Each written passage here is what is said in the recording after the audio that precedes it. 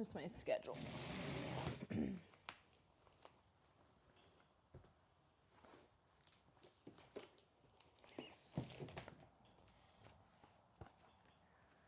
Hey, hey, hey, hey. I'm just getting my schedule out. Everything is a hot mess, as you can see.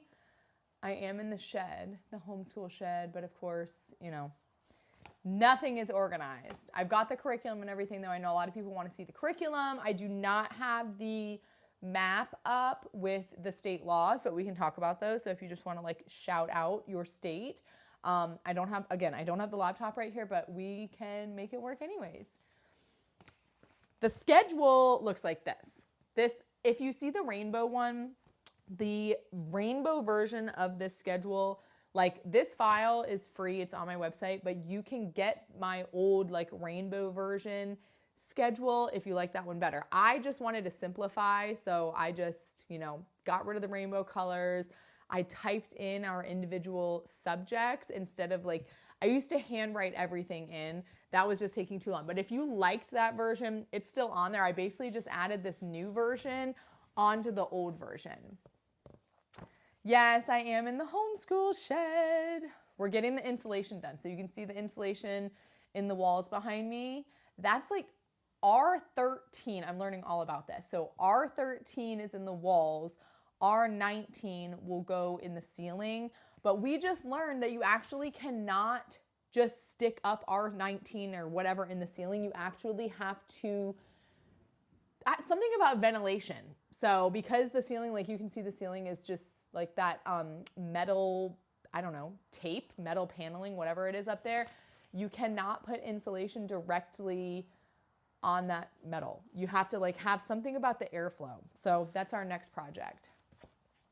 Yes, the schedule, I know everybody's been asking me. I took a break, essentially like a social media break, and then I'm catching up on all of my emails, all of my messages. I know a lot of people are asking about the schedule, homeschool laws and stuff like that. Like I usually just direct you to hslda.org, but I'm in the homeschool shed right now. So I don't have like my normal stuff.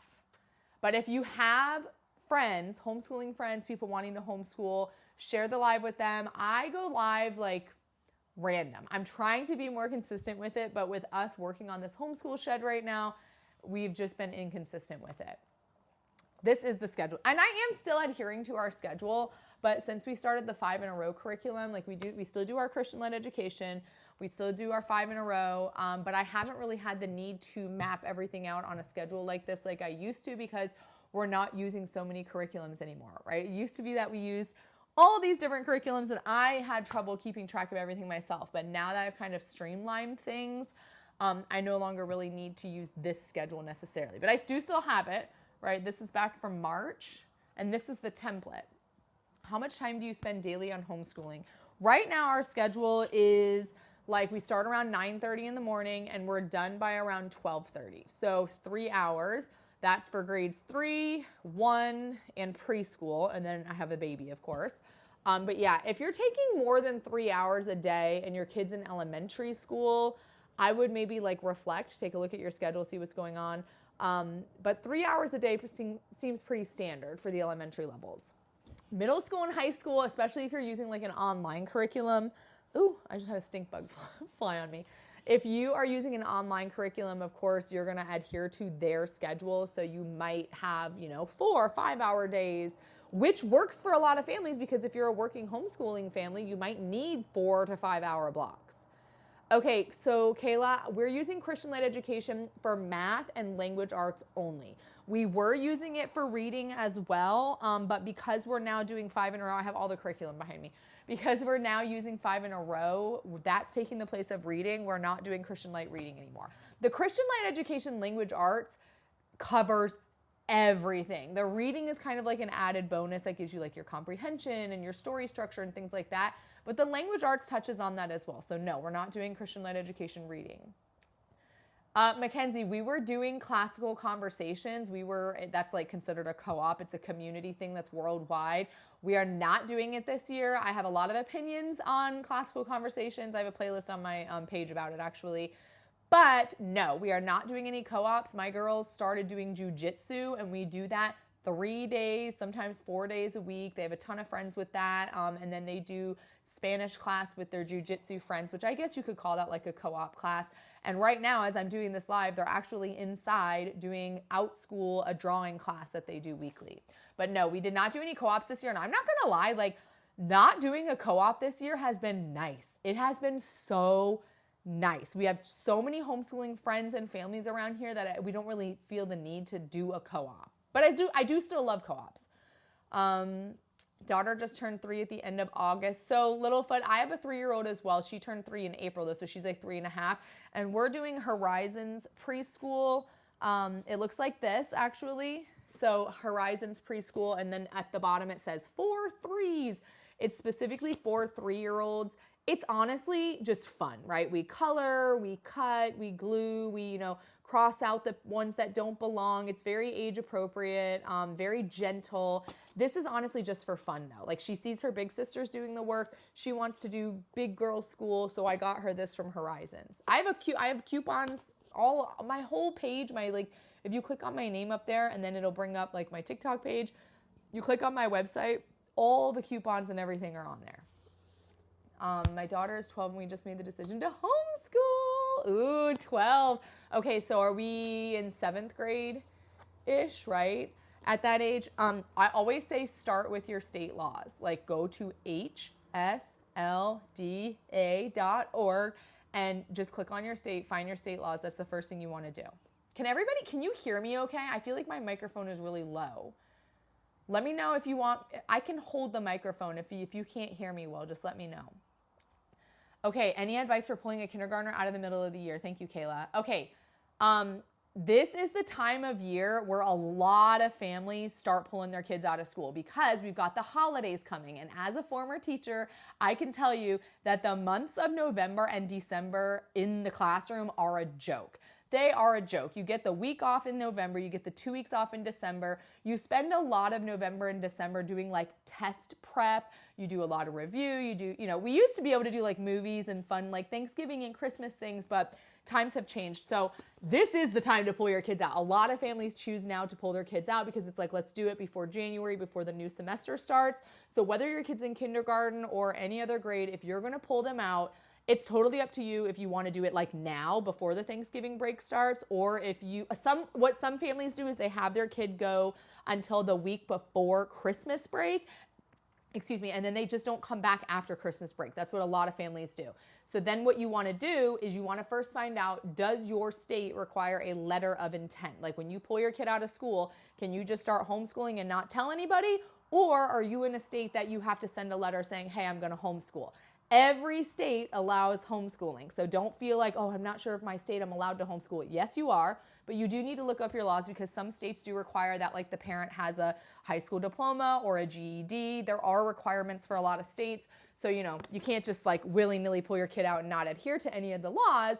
But so that's the first thing you want to do. State laws. You'll hear me say it over and over and over. State law, state law, state law. And then you just get to enjoy the rest of your Christmas break. And then come January, you can start planning or plan during Christmas break. Already filed the PSA. Is that your letter of intent? I do online school, which is definitely a little different, but I love it so much. Shane, that's awesome. I'm going to switch my kids over to online school, probably for middle school, definitely for high school, but maybe middle school. Yep, and then I know somebody was asking about the schedule. So this is just like a copy of the one that's on my website. When you get this off my website, it's free. This is all blank, like Monday, Tuesday, Wednesday, Thursday, Friday, and then I show what we do at what time. But when you download this to your computer, it's just blank, and you can just fill it in for yourself. Yep, it's just on my name. I hope I'm pointing at the right spot. You click my name, click my website, and you'll see like get free homeschool schedule. And this is good starting out. Like honestly, I don't even really use this as much anymore because I've simplified things so much, but starting out, this was a godsend. And then this is what the old one looks like. This is on the website too. Hey, thank you. If you see this one in my videos, this is the old one that I first started with. This is part of the download as well. So basically when I change my homeschool schedule, the file that you get for free on my website changes. You just get it updated as I update it. Horizons Kindergarten question. What does this little swiping thing mean above my head? Okay. Oh no, it went away. The comments are coming so fast. Okay, Horizons. I have the Horizons kindergarten right here. How did you finish that 400 lessons reading? Ha! Okay, home sweet home. So I can tell you've been following me. Some people like hop in and they haven't been following me, so they're confused, but you obviously have been following. So if you look at my videos, you will see that we were doing Horizons kindergarten. And Horizons kindergarten math and the phonics, which I think I have here too. Here we go, Horizons phonics. So this is kindergarten, phonics and math. We were doing these with my 5-year-old. We got through almost the first 2 books of the phonics and we quit. So that is why you don't see me doing Horizons phonics anymore or math with my 5-year-old. Not that it's not a good program. I still really, really like the Horizons kindergarten program in general. But for my particular kindergartner, it moved way too fast. Like, I'm used to Christian-led education, like how they, you know, it's very systematic. And Horizons is systematic as well, but it kind of jumps quick compared to Christian Light, which takes it like really slow in the beginning and then it picks up speed. So we stopped the Horizons phonics and reading. I do still stand by it, and you can go watch my videos on that. But my 5-year-old, she could not handle it. So we're doing Christian-led education learning to read program now, and it is amazing as always. It's a godsend. I swear by that program, and it's working well for her. How do you feel about skipping lessons levels when your kids clearly understand it? Macy, that is like so hard for me. I feel like the logic behind it makes sense. Yes, if your kid is mastering something, you need to move ahead. Why hold them back if they're ready to move on? The problem is, especially with spiral-based curriculums, right? Spiral-based curriculums are doing a lesson, but then they're reviewing old stuff at the same time. So my concern is, like, if we skip full lessons, my kids are missing the review pieces too. So for me, when I feel like my kid's mastering something or getting it, we still do go through every single lesson. And I think that's just because I'm a little OCD and because my teacher, that's like my teacher mentality coming out. A lot of veteran homeschooling parents will tell you, that's ridiculous, you need to move ahead. But for me, I just always think like, what if we're missing something? What if I skip 4 lessons and then there was just something in there that maybe they didn't get? I just want to make sure we're filling in all the gaps. I'd love to pull my daughter out now, but where do I even start? Diana, so yes, the first thing is you go look up your state laws, and then if you need to fill out a letter of intent for you to homeschool in your state, not every state requires it, but a lot of states do, you just submit that letter to your school district. And then I have a video, when you go to my page, one of the very first videos says how to start homeschooling. And I just go like rapid fire real quick through all the like steps for you to do. So if you find that pinned video on my page, how to start homeschooling, I just go step by step, doesn't matter what state you're in, it's the basic general steps. And it's advice, right? Not every family that starts homeschooling is going to go through all those steps. That's just how my brain works. Okay, I am not a fan of unschooling, like at all. I'm kind of vocal on my page. I get a lot of angry people on my videos because I do not agree with unschooling. But however, it also depends on what kind of unschooling you're talking about. If we're talking about like true unschooling, no curriculum, no schedule, just let the child guide and tell you, oh, I want to learn about bugs today, so you watch YouTube videos about bugs. Like I don't agree with that. I also don't agree with unschooling in the sense that they can play video games all day long and, when they show interest in learning, that's when we're going to start learning. I don't agree with that. But there are some unschoolers that still use a curriculum as a guide. They still have some kind of schedule. They don't necessarily sit down and do workbooks every day. I could get on board with that. I'm okay with that. But my problem is like anything could change tomorrow. My husband and I, we could die. We could have to go back to work, who knows? And then my kids are going to have to go back to school. Like they do need to be prepared for that. They need to know how to hold a pencil properly. They do need to know the state standards some way because you never know. They could have to go back to school tomorrow. And I don't want them to be in a position where we've unschooled for 4 years and they've never seen a test before in their life. And then they get into the school system and they're freaking out. Now I know that's rare. And some people put things in place to where they know their kids will be homeschooled forever. Like you could put it in your will. We actually have it in our will that if we were to pass away, my mother-in-law would take custody and she would continue to homeschool. Obviously, you have to talk to the person before you put that in your will, but we did. But you never know, like maybe we don't pass away. Maybe we just financially have to both go back to work and then I have no choice but to put my kids in school. I don't agree with unschooling in the sense that like they might have to go back to school one day and I want them to be prepared. I can't get on board with unschooling either. Interest-led interest-led, like we don't do an official history, science, social studies curriculum. We kind of unschool with that. We go to museums, we watch videos, we are doing the 5 in a row stories to satisfy those needs. But like to fully unschool, I just can't get on board with that. All right, I'm gonna scroll up. I know I missed a million comments when I was going off on my tangents. How do you know when it's time to pull them? Lindsay, some parents wait for like the very last straw. As a matter of fact, a friend of ours who we met since we moved here who are homeschooling, they started homeschooling the day that their child was physically hit in the school system and they were like, nope, we're pulling him out. But that was the last straw. Some parents don't wait for a last straw. They start seeing things going downhill. Maybe it's academics, behavior, social, whatever, and they pull them out before the final straw. There's really no way to know when the best time to pull them out is. If there's no emergency, I would let them do their test. Like a lot of schools do a test at the beginning of the year, the middle of the year, and the end of the year. Let's say you're gonna pull your kid out of school at the middle of the year. Well, let them take their final test before you pull them out, if it's in December or January or whatever. That way, when you pull them out, you have test scores already and you kind of have a baseline of where your child's at. If you pull them out before they've done any testing in the school system, you're gonna have to do testing yourself to kind of figure out where they're at exactly. So that's one benefit. Like if you don't have an emergency situation and you don't have to pull them out quickly, keep them in, let them do their standardized testing, then you can have those results as a baseline to start your homeschooling. Logic of English, I have not tried, but I have heard really good things. Now, when I looked into Logic of English, number one, it was expensive.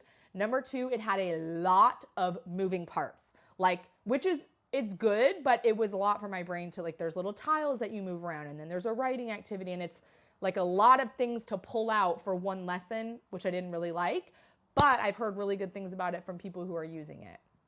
I waited for the last straw and had to convince my husband. I wish I did it sooner. Everybody says with homeschooling, I wish I would have started sooner. I wish I would have pulled him earlier. I don't hear very many people regretting doing it when they did. Do you homeschool all year round? Yes. So we go August to August, but we do take 2 weeks in December. We take like a couple weeks in the summer. But that allows us to get through the grade levels in 1 year and be able to take breaks whenever we want. I am torn between that or Christian Light. Yep, I haven't tried the Logic of English to know. I know Christian Light is solid and I've used it now. I'm going on 3 kids with it. It's so good. Pulled my daughters out 3 weeks ago. Some people will say too, when you pull your kid out of school, that you should do like a deschooling period where you kind of just chill.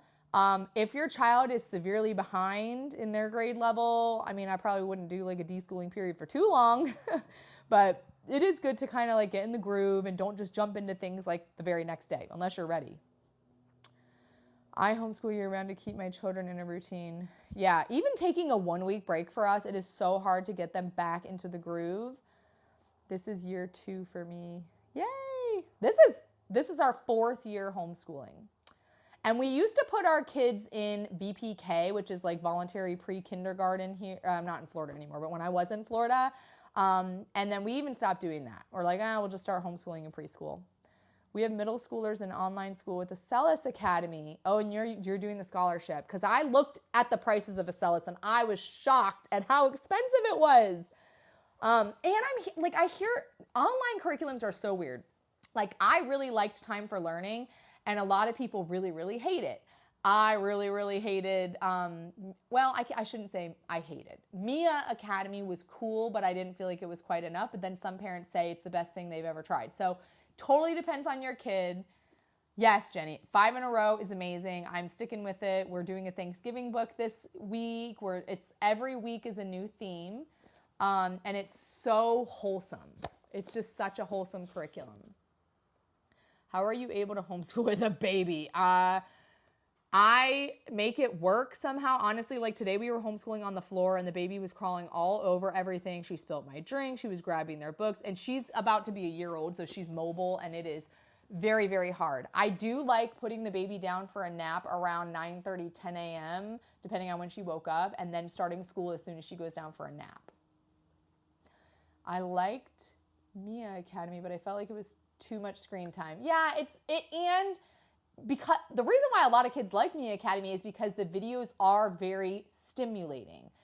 But when they're on the screen watching stimulating videos for such a long period of time, depending on the grade level, then when they get off, you've got your behavior problems, is what we experienced. I have a family who is using Math with Confidence that I do a homeschool evaluation. I do homeschool evaluations for Florida, by the way. So if you're in Florida, even though I live in North Carolina now, I'm still certified in Florida. I still do the evaluations. I have a family who's using Math with Confidence, and she loves it. That's the only experience I have with it, though, is them just saying that they love it. Can I pull my kid in the middle of the year? Yes. What I read was I had to submit 2 weeks into the year. That doesn't sound right to me. I would check hslda.org. They are like the Legal Defense Association for homeschooling. Especially in cases like bullying or like severe academic decline, you can pull your kid out. You might have to go through a little more red tape, submitting, documentation or whatnot, depending on the state. But I think you said Kentucky. I feel like Kentucky is one of the good states to homeschool in terms of like you don't have to do much. I could be wrong though. We tried Mia Academy. It wasn't challenging enough. Too many bells and whistles. Yeah. Julia, the Florida, the heat, the traffic, the people. We were in Pinellas County, which has like 9 million people or something crazy. The city life mentality, we were just not, that's not us. We wanted to be in the mountains. We homeschool year round. Second year, we do time for learning. Yeah, I love time for learning. I know a lot of people say it glitches and like all these technological problems with it, but like we had a really good experience with it. And I wish it was accredited. And now remember, you do not have to use an accredited curriculum when you're homeschooling. For me, I probably will switch to accredited in high school because I don't want to have to do transcripts myself. Lots of homeschooling families do, and that's fine. But like, why would I do that when I can just rely on an accredited curriculum to do it for me? So time for learning, unfortunately, is not accredited and doesn't offer the transcripts and diploma at the end. So that's why Acellus Academy was appealing to me, because that one is accredited. They provide you the transcripts and the diploma at the end. Again, you will just get your own kids' transcripts and diplomas if you're not using an accredited program. So don't freak out and worry about that. I'm just lazy and would prefer to have somebody else do it for me. Will they learn to read by the end of, no. So the kindergarten, I have it right here, I think. The kindergarten Christian Light education, here it is super, super gentle. So by the end of kindergarten 1 and 2, ours is wrapped up because we finished it. They're definitely starting, they know all of their letter sounds by the end of kindergarten 1 and 2. There's these cute little flashcards that we go through. You go all the way from A to Z. They do start blending a little bit, but after this kindergarten program with Christian Light, that's when you move into the Learning to Read program, which looks like this. I'll show you. I've got, everything is a mess right now, but this is the Learning to Read. So you go from kindergarten Christian Light to Learning to Read. And then this, like my 5-year-old, we're only on the 3rd light unit with this program. She is fully reading. And what's cool is the books and the stories that they have the kids read in this Learning to Read program, they only give them words that contain the letters that we've been practicing that week. So they don't, that's what I hated about The Good and the Beautiful. The Good and the Beautiful, they do the lesson, and then the story that they would read with that lesson had words in it that they haven't even learned those letter sounds yet. I couldn't stand that. The Christian Light Learning to Read program, the stories that they're reading are only containing words. Like today, the story was like, Sam got Pat, and Sam got Pat. Those are all sounds that we've learned. There's no weird words being thrown in there that they haven't learned yet. So yes, they are going to learn, literally it's called Learning to Read because they will learn to read. We're only on the 3rd light unit, and she read a full story to me today.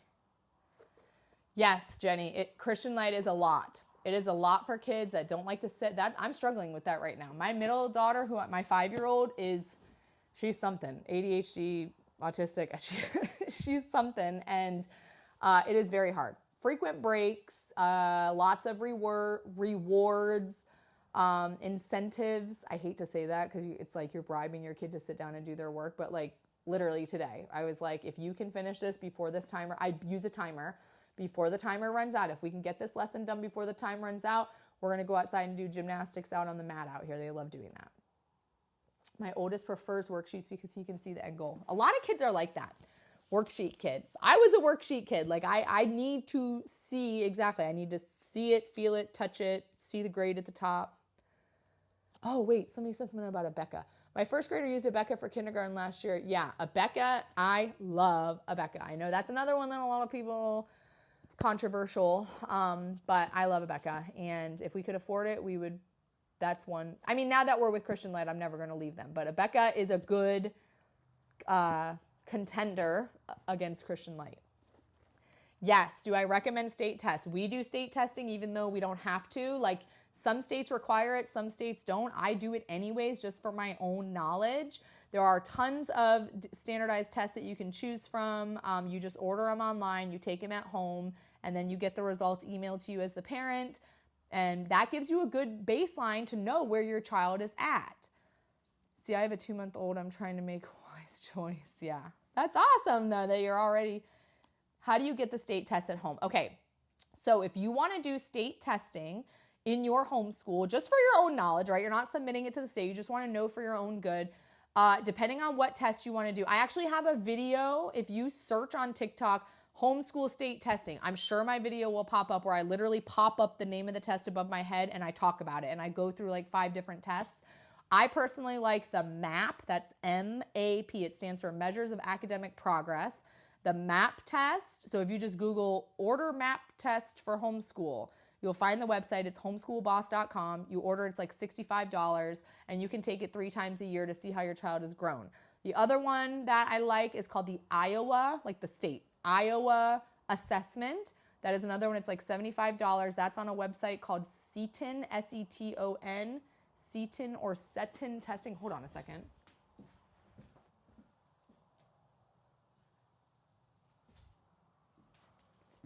Hold on, there's somebody walking. Hold on a second, this is so weird. Can I help you? Oh, okay.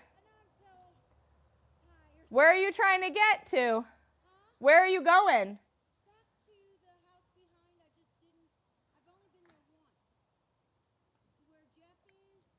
Okay, I don't think I know Jeff. Oh, Tim? Yeah. That's up this, go down the mountain and up the mountain. Yep. What the heck? See, this is the weird thing about living in the country. Like, hold on, let me tell my husband. Babe, are you coming in here? Did you see that?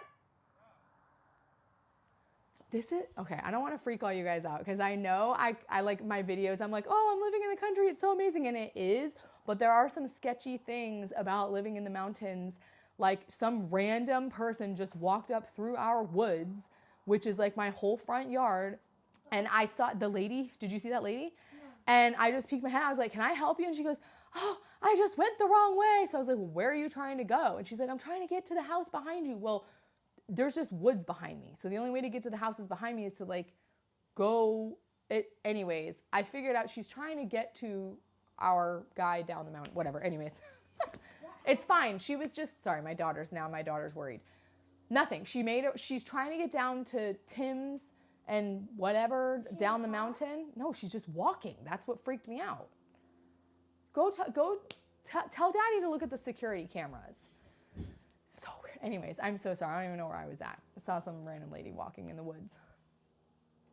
Not that you can't have those problems in the city too, right? But when you have nothing but woods surrounding you, a person coming up is like a little freaky. Can you do a live about building manufactured house? I will answer any questions about the manufactured home. I know a lot of people, probably like a third of my followers are actually not for homeschooling. It's for the manufactured home buying process and building. As a matter of fact, the Champion Homes contractors are in my house right now. That's why I'm in here doing this live. ripping out walls and doing all of the corrections. Because if you all saw my video where I had like a whole list of things that were wrong with the house, the contractors are here fixing it. I know, Grace, right? The weirdest things. Oh, it's the weirdest things. Always. All right, I'm going to scroll. I know we were talking about testing. So MAP testing, Iowa testing are good. There's a website called IXL that is good. They have a diagnostic test on there you can take to see where your kids are at. We prefer it over time for learning. Yeah, where'd that go? How do you get your kids to pay attention? I need to record like a day in our homeschool life. I have a few videos on here, but it's getting worse as the kids are getting older, and I'm constantly saying, focus. I do a lot of, hey, focus, hey, come on, hey, over here, over here. The worst thing about like homeschooling in the actual house is they find any excuse to get up. Like literally they will stand up to go see what that noise was in the hallway, and like the dumbest things. Like today my kid was standing up, she wanted to like go see what the baby was doing. I'm like, honey, we're in the middle of a lesson. Like, no, you're not getting up right now. So it's extremely hard. I did start using a timer, a visual timer. So it's like you turn the knob and a color comes up, and then as the time progresses, the color goes away. So the kids can look at the timer and they know, uh-oh, the blue's almost gone. We got to get going. But it's so hard. It is so hard. What do I do for being tired? I took a 2-hour nap yesterday. We're sick, as you can probably hear. But yeah, I'm exhausted all the time. This makes me not feel alone, the distractions. It's so, like I always joke, well, it's not really a joke, but I say like my kids would never make it in public school because they can't even handle having 4 of them in the house together. I can't imagine them in a classroom full of 30, 25 to 30 kids with how distracted my kids get. The truth is, public school kids, they just adapt to it, right? So if I did throw my kids in public school, they would eventually adapt to all the distractions. But being at home, mom is the teacher, little sister's crawling around, all the things, like they just find any excuse to get up. Any excuse. Like, you guys, I'm not kidding you. It could be like the TV was on in the other room and then it shut off, and then my 5-year-old would get up and be like, I need to go see why it shut off. Like the dumbest stuff to get up. Snacks, they constantly are asking for snacks. I am so sick of the snack thing. We actually stopped, like snack time for us is when we finish our first lesson of the day, usually it's around 10:30, and then they get another snack around 3. And I had to actually put times on it because they are constant, and we feed them. It's not like, they have a huge, beautiful breakfast every morning, eggs, toast, like a movie star breakfast. And then we, a basic lunch, and then we have really good dinner. So there's no reason why they should be starving. And they're constantly asking for snacks. I don't even think they're hungry. I think they're just thinking about snacks. Do they ask to go to the bathroom? No. I mean, if I'm like in the middle of teaching and they just get up, I'd be like, hey, where are you going? Oh, I'm going to the bathroom. Typically they'll be like, hey, I got to go potty. But they're not asking. They just go. No, they do not have to ask to use the restroom. I feel the rage at the amount of times they drop their pencil. See, lately we have been homeschooling on the floor, and I haven't experienced that much. Oh, you know what another thing my kids do, which drives me nuts? My public school kids did not do this. Probably because my homeschool kids have access to it. Pencil sharpening. The pencil has to be so sharp all the time. Like if it dulls even a little bit, they have to sharpen it. My public school kids, like that was not the case. Like you have a pencil, unless it actually physically breaks, you're not sharpening it. We sharpen our pencils in the morning and they would use that pencil throughout the day. My personal homeschooled kids, they cannot handle a pencil that is not like deadly sharp. It's the weirdest thing. What website? Okay, so to get started, to find out your homeschool laws, I always recommend HSLDA. I wish usually I have like a whiteboard behind me and stuff. hslda.org. That is where you're going to find your homeschool laws. There's a lot of different websites. That's just the one I use. Watching this while doing my online school during flex time because I don't have anything to do. Well, welcome. Thank you for coming. My 2nd grader always gets distracted by me teaching my kindergartner. Yes, Amaris. So we are starting to run into that now. Now that my kindergartner / 1st grader is like deep into. It's Jeff. What? Who's Jeff? The camper guy. Yeah, I know. Sorry, now we're talking about the weird lady that was walking around. Okay, love you. Now that my 5-year-old is doing like real curriculum, it is getting extremely hard to have my 8-year-old second grader and my kindergartner first grader being in the same room together. Extremely hard. So I have been like getting my 8-year-old set up and started, and then pulling my kindergartner once I get my 8-year-old situated, because it's so hard to do that. Aw, I'm the first person to read the comment. What online curriculum? I like Time for Learning. A lot of people like Mia Academy. There's Monarch. If your kid is 3rd grade or above, you can try Monarch online. Acellus Academy, Power Homeschool, which are basically the same thing. One is accredited and one is not. There's like a lot of accredited. Bridgepoint Academy is another one.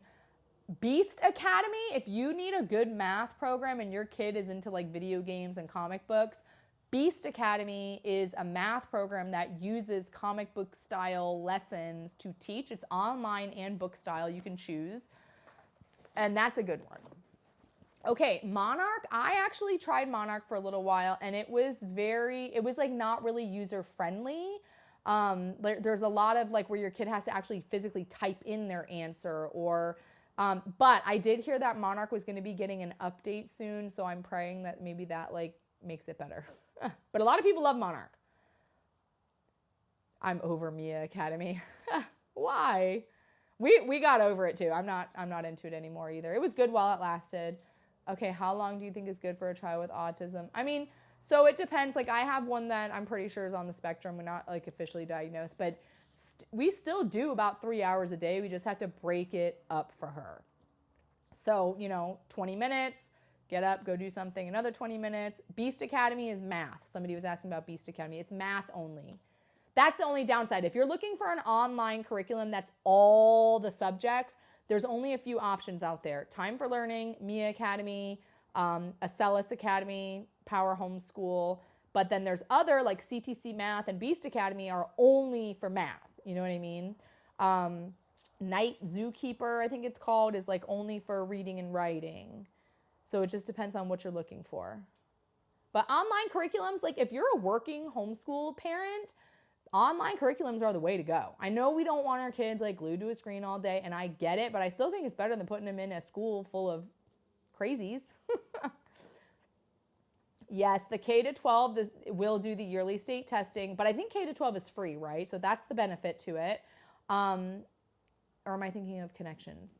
And I might not be thinking of the right one. But either way, just remember, like if you're in a state that doesn't require state testing and you take a state test, the state is not going to find out. Unless you submit your state test scores to your school district, nobody knows that you took that state test. You're not typing your kid's social security number into these testing websites. So don't freak out. Like I like to do state testing just for my own knowledge. And I don't submit it to the state because I don't have to. So, and the state's never going to know about that. My son does not do good with transitions from one subject to another.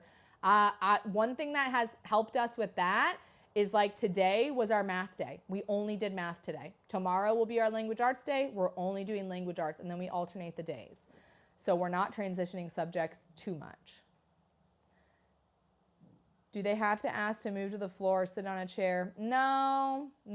Like we were sitting on the floor today, and then my kid was like, actually, we were sitting on the floor today, and then the baby was coming and like grabbing my kid's book. So she just moved up to the couch. She didn't ask. If we are, like, obviously I don't want them moving into an entirely different room if I'm in the middle of a lesson.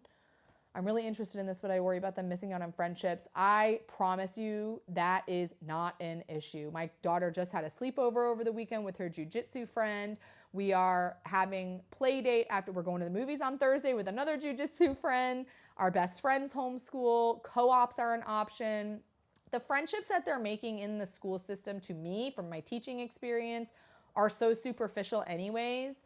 And, they make their best friends in elementary school, and then middle school, everybody goes to a different school, and they never talk again in a lot of cases. So I'm just saying, like, don't put so much weight on the school relationships, because if that's holding you back from homeschooling, then you're going to find out how silly that you'll eventually realize how silly that is, because there's so many more other social opportunities out there besides being in a school setting.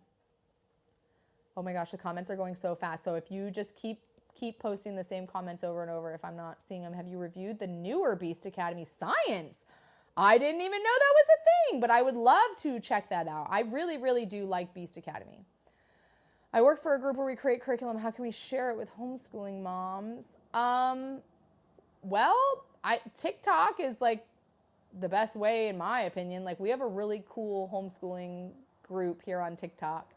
I do like YouTube and all the other social medias. Basically, all the stuff I do on TikTok just gets repurposed over to all my other channels. But like the main group of homeschoolers, I feel like is here on TikTok. So messaging them, commenting on their videos. How do you go about doing one subject a day? Okay, I have a few videos covering this as well. So like we do math on Monday, language arts Tuesday, math on Wednesday, language arts Thursday, math on Friday. And then I added it all up, and doing it that way, we were not going to be able to finish a whole grade level in 1 year. So then what I did was I went to ChatGPT and I told it my dilemma, and it basically made me a schedule to where some weeks we double up, like 2 math lessons today, 2 math lessons, and you just finagle it to work for your schedule. Do I choose what they're learning? In the state that I'm in Florida and North Carolina, we get to choose. Some states like New York is a little testy on, like, you have to show what you're teaching them and you have to choose from specific, standards and curriculums. Some states you do have to adhere to their state standards. Totally depends on your state. Make a video on making a curriculum on ChatGPT. I've been thinking about that. Yeah, the problem is sometimes ChatGPT gives me incorrect answers, and I catch a lot of mistakes on it. So I think it needs to develop a little more before I would rely on it for a full curriculum. New here, wanting to homeschool my 6th grader. I have no idea where to start. Your state laws. Always start with your state laws. Oh, another good thing to do is if you're thinking about homeschooling or you're going to start or whatever, you just started, going on Facebook, if you have Facebook, I'm old, and finding a homeschool group for your state. So like here, I'm in North Carolina now, so I am part of a North Carolina homeschoolers Facebook group. And I will post in there and be like, hey, how do we do the end of year testing? Hey, what standards do we need to adhere to or whatever? Florida, there's a bunch of Florida homeschooling Facebook groups that you can just post in there, ask all your questions, and getting co-ops. Like you could post in one of those homeschooling groups, hey, does anybody live near this city and have an 8-year-old girl? We'd love to have a play day. You can get a lot of connections through that. How many subjects does kindergarten need? For my kindergartner, we're just focusing on math and reading, and then all the other fun stuff like, social studies, science, all that, we sprinkle in throughout the week with our 5 in a row. 5 in a row is like the unit study curriculum that I use. And if I'm blabbing about a bunch of curriculums and you don't know what I'm talking about, everything is on my page, like all the videos where I'm going in depth about what we use, how we use it. It's all on my page. Recommendations for 3rd graders struggling to read. Okay, 3rd grade is like a pivotal year. There's a reason why a lot of states choose 3rd grade to be the grade to hold them back in. It's such a pivotal grade, and if they're already behind in the 3rd grade, do not keep going. Please do not pull your kid out of 3rd grade and then just keep going with 3rd grade curriculum. Go back. 2nd grade, 1st grade, kindergarten, preschool. Some 3rd graders might not even fully know their letter sounds or their blends, like knowing that SH says shh. That has to be covered first before you move on from the 3rd grade, even moving on from the 2nd grade. So this is where state testing is important, or a diagnostic test of some sort. Like I said, IXL.com has a good diagnostic test you can do where it'll show you what grade level your child is actually at. And then you go and you get curriculum for that grade level. Like your 3rd grader might need a 1st grade curriculum, and that's okay. That's okay. Fill in the gaps. You can catch up, worry about catching up later. Just fill in those gaps. Yes, Champion Homes is here right now in my house. They are literally ripping out walls. I got a video of it. I'm posting a video tonight about it. I think I'm going to get it tonight. I got to edit it. They're ripping out the walls in our manufactured home right now. Because if you all saw my video, the list of repairs that needed to be done was so extensive that instead of like fixing all the little nail holes and stuff that bothered me, they're literally just ripping the walls out and putting a new wall in. So I can't complain. Like, I am so thankful for that, because they could just go through and patch the stuff, but instead they're doing it. They're just completely redoing it. Wait. I gotta scroll up. Becca versus Christian Light. Oh, they're both so good. If I could afford a Becca, I would honestly probably stick with that because they have the online option with it. Whereas Christian Light, as good as it is, there's no online option. It is all me teaching. So on days like today where I'm sick, I, can't talk, whatever, or we just had behavior problems today, you're stuck doing the teaching. Whereas with a Becca, they have an online option that you can do, which I like. But honestly, a Becca and Christian Light, the way they do their phonics, it's very, very similar.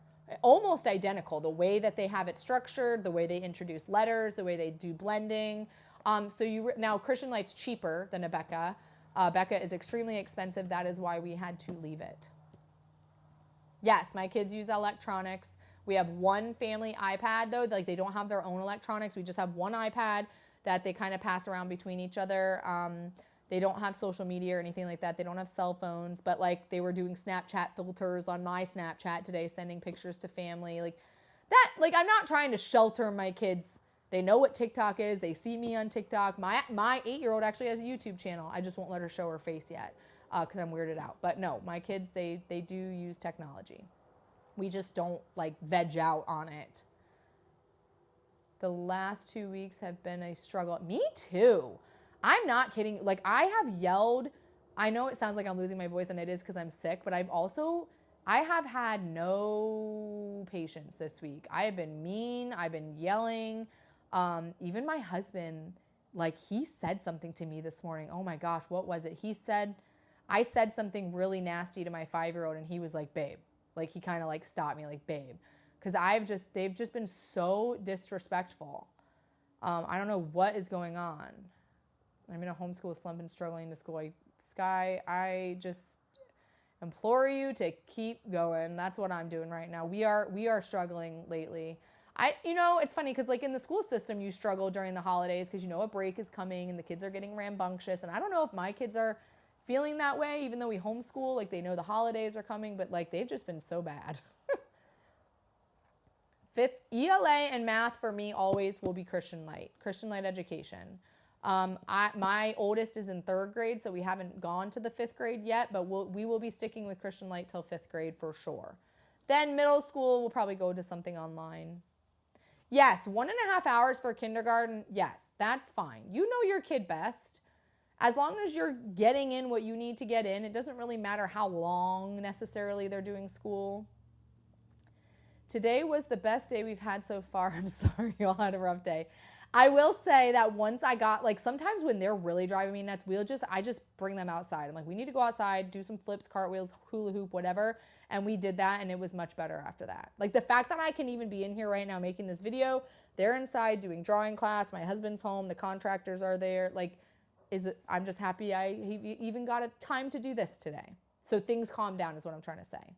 No, we are not doing co-ops this year, and I am so happy not doing a co-op, surprisingly. I know a lot of my videos I talk join a co-op, it's great. And it is great, especially when you're first starting out, but it's really nice not having that commitment weekly. But we do jujitsu 3 times a week, and they have all their homeschooling friends do jujitsu as well. So they see them 3 times a week. We do a Spanish class with our jujitsu friends. So I guess you could consider that our co-op. Is Christian Light education, language and math all about, a year in advance? Okay. It's so weird. When you start Christian Light education, here's the kindergarten, right? This is the kindergarten. And when you do this, you're like, this is so easy. They're literally learning their colors and their numbers. It seems so easy. Then you start the learning to read program after that, and it starts very, very gentle. And about halfway through this program is where it really picks up speed. And to anybody who just jumps into this program halfway through, it's going to feel extremely advanced. However, if you start at the beginning like we do, by the time they get to the middle of this program, to other people it seems advanced, but to your kid, they're doing just fine because the way that they've structured this curriculum, it's nothing is foreign to your kid. Everything that they've learned stacks on top of, the new stuff. It's just so interesting how that works. So, yes, if you're just going to start Christian Light off the bat, it's going to feel advanced. It's going to feel about a year ahead. But they do have placement tests. So if your kid's in 3rd or 4th or 5th grade and you want to start this, you might not actually be starting in that grade level. Do the placement test online. Don't freak out if your 5th grader places in the 3rd grade for language arts. Do not let that bother you. This is an advanced curriculum. Even though it starts super gentle, They do that on purpose. It's all on purpose.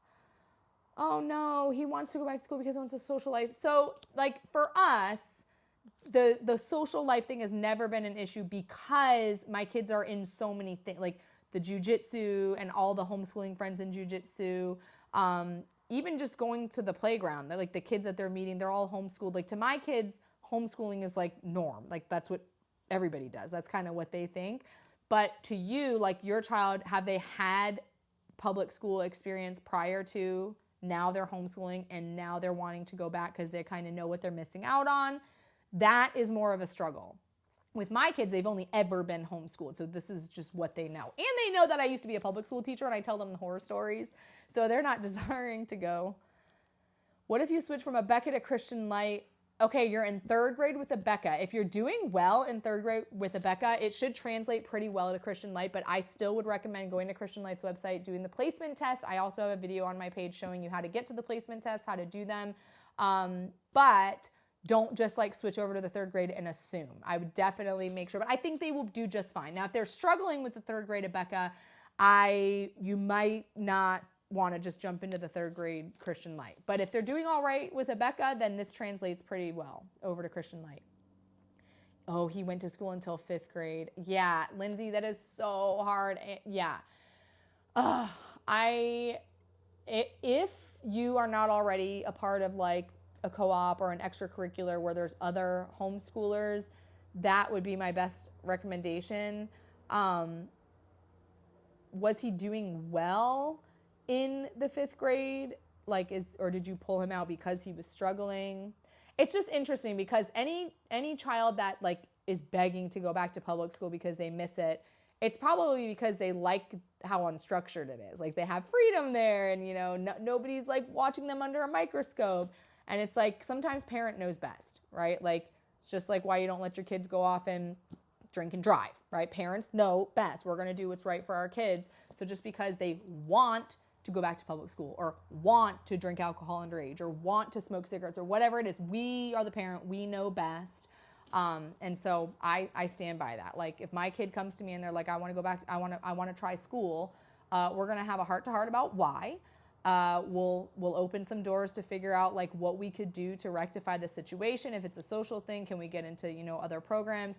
But I am the ultimate decision maker and I am the one who knows best. I'm going to do what's best for my kids and the answer is still going to be no. But I will listen to them and I will work with them to figure out how we can make it better. But no, I'm not throwing them to the wolves just because they want to go try school.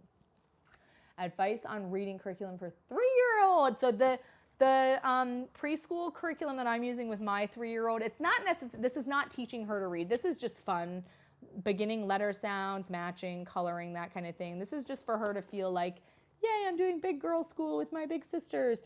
But if you want them like reading at the age of 3, you could honestly start them with a program like this. This Christian like kindergarten program it's kind of more of like preschool. That's what I'm saying. It starts very gentle. You could jump into something like this. My 4th grader tested and needed Christian Light 3. Yeah, see? Very typical, very common. Language. Language arts for me, Christian Light, Abeka, like, oh, stink bug. These stink bugs are crazy here. I'm outside while I'm in the shed. If you see a stink bug crawling up my hair, don't be surprised. Online science curriculum. Okay, I don't know if it's online, but there is a science curriculum called Noeo. It's like Noeo, Noeo. And then there's another one called Science Shepherd that a lot of people have been talking about, but I haven't personally tried it. So that's just what people are recommending. No, Allie, I was not homeschooled as a kid. I went to public school my whole life, and then I became a public school teacher for the last 12 years. Well, I joined the Navy. Isn't that funny? Public school kid all the way through 12th grade, joined the Navy, and then came back and became a public school teacher. Nobody in my family has ever homeschooled. I am the only one. So my family was freaking out. They're like, what? Aw, I'm your favorite homeschool teacher thing. Thanks. My son said he wanted to try public for the first time in middle. Ugh! I'm glad you're saying like, no way, Misty. Because like I feel bad because if you are a parent whose child has come to them and said, hey, mom, I'm really sad. I feel like I don't have friends. I want to go back to public school. That plays on our emotions as a mother. You want your child to thrive. You want them nurtured. You want them stimulated socially and academically. And so a lot of parents are like, okay, Johnny, like, we'll try it. I'll do what's best, you know, whatever's best for you, whatever you want to do. But their brains are not fully developed at that age to make a decision like that. Like, again, you know what's best for them. They don't. Their brains are not developed enough. If they feel like they don't have friends, then yes, that's on you as the parent to go find them resources and outlets to make friendships. It doesn't have to be a public school setting. Even private schools suck sometimes. We toured a whole bunch of private schools before we homeschool. I didn't think I was going to homeschool. I thought we were going to do private school at the least, but then we walked through these private schools and I was like, this really isn't that much better than public school. I still have 2 kids. Oh, wait. I still have 2 kids in public, but they will come home by middle school. Yeah. Yeah, middle school is like, it's rough. We are doing math first grade, Christian Light reading. Okay, so the thing with Christian Light is reading and language arts are separate. I know a lot of curriculums, the good and the beautiful, a lot of curriculums combine reading and language arts, which is so bad. Like, that's not good. Christian Light reading and language arts is separate. For us, we dropped their reading and we're only doing their language arts. And the reading is what we're doing with like unit studies, our 5 in a row curriculum. I have videos on that we started. It's more of like a Charlotte Mason style. You can look into my videos if you're not sure. I know I'm using a lot of terms that you might not know. But Christian Light reading and language arts are 2 separate things. The language arts, that's your grammar, your phonics, your spelling, your writing. To me, that's more important. The reading is more like read a story, comprehend it, answer questions about it, character development, character traits, that kind of thing, which is good, but you don't necessarily have to do a curriculum for that. Good and the Beautiful, never. If those of you that know me and have been following me, you can go watch my videos on it. We did the Good and the Beautiful for a full year. And then when we switched curriculums, we had to go back and basically do an entire year over again because the Good and the Beautiful had so many gaps. It jumped all over the place. There's a video that I have where I lay out the Good and the Beautiful and I lay out Christian Light Education's year at a glance, and you can see the inconsistencies. And to me, the Good and the Beautiful, it is so pretty. Like, literally, it is beautiful. But it's not good, to me, my opinion. It's beautiful, but it's not good. But they call it the Good and the Beautiful, but it's not, in my opinion. A lot of people do the Good and the Beautiful and do well with it and thrive with it. That's all I can say. Not my children did not do well with it. A year of Christian Light, it depends. So like, Christian Light Education is cool because you don't have to buy like all the subjects at once. You can pick and choose. You can buy like the little light units individually. And so if you're like, for me, a full year of just the language arts for Christian Light Education was like $150.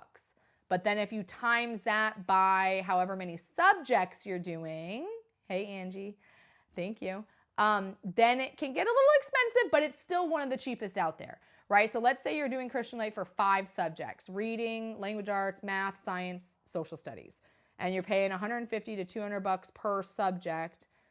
It's comparable to other curriculums. Most people do not use Christian Light for every single subject because it is such a heavy curriculum. Like this is not a curriculum that you can just like whip out and finish in a couple minutes. Like, it is deep, it is thorough, and it can be very overwhelming. So we only use it for 2 subjects. Teaching textbooks, okay, I always thought it was really cool. I played around with it at a convention once. I have families that I do evaluations for that use teaching textbooks for math and are doing very well. But then just recently I met with a family who said that they had been using teaching textbooks all throughout their homeschool years. And when their child took the SAT, they did very poorly in the math section. And the mom was attributing that, she might be in this live right now, she was attributing that to using teaching textbooks. And she was regretting having used teaching textbooks. Now, remember, every family is different and who knows what the specifics are, but she was dead set on telling me that teaching textbooks put her child behind and they did not do well in the SAT because of that. So take that with a grain of salt. You could honestly say that about any curriculum, but that was just their opinion of it. Yes, Shelby. I know. I've got to start going live consistently because the amount of emails and questions and comments and Everything. I can answer quickly on live. It's so hard to like go through my messages and answer. Okay, the learning to read is technically for first grade. Like they have kindergarten, right? And then learning to read is technically for first grade. A lot of people just go straight to the learning to read. They skip the kindergarten, especially if your kid already knows all their letter sounds. I find so much value in this kindergarten program that even though it was so easy for my kid, we stuck with it, and now we've moved on to the learning to read. Technically, this is the first half of first grade. Okay, math curriculum for somebody struggling, and it's 7th grade. So with middle school, I was just talking about a curriculum called Beast Academy. Beast Academy is like a comic book style online math that we really, really like. And especially for middle school level. Also, CTC math is another online math. This is if you're looking for online math. I use Christian-led education math. My kids are still in elementary though, and it is so good. I have tried so many math curriculums, you guys. Like if you've been following me, you know we did the Good and Beautiful math. We did Math UC. We've done Abeka math. We've done CTC math. We've done, what else? I'm sure you all probably, if you've been following me, you know. We've tried so many maths. And then we finally went to Christian-led education math, and we backed up an entire year because my kid didn't know anything. And it's been the best. So I can't speak for middle school because my kids are in elementary school, but it's really good for what we've experienced with Christian-led education math. My son and I are over the Good and the Beautiful math curriculum. Listen, I will say that Good and the Beautiful language arts has potential. Good and the Beautiful math was the one that I just could not believe these people are getting away with like selling a curriculum and calling it a math curriculum. That's genuinely how I felt. Like I just could not believe that this was a real math curriculum, because the Good and the Beautiful math, it's supposed to be spiral method, which means you learn a little something new today, and then you go back and review. And then the next day you learn a little bit something new, and then you review.